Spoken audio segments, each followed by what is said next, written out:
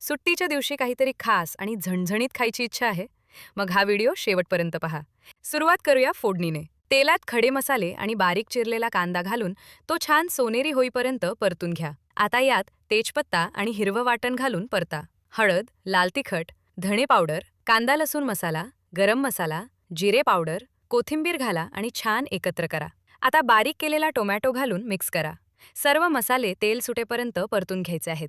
यातच पदार्थाची खरी चव दडलेली असते. आता यात स्वच्छ धुतलेली कलेजी घालूया. चवीपुरतं मीठ घालून सर्व काही एकजीव करून घ्या. इथे एक महत्त्वाची टीप.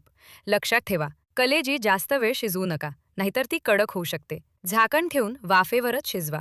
जर शिजवताना मसाला कोरडा वाटत असेल तर गरजेनुसार गरम पाणी टाका. आता याची चव अजून वाढवण्यासाठी यामध्ये सुहाना मटण मसाला टाकून 10 ते 15 मिनिटं झाकण ठेवून शिजू द्या.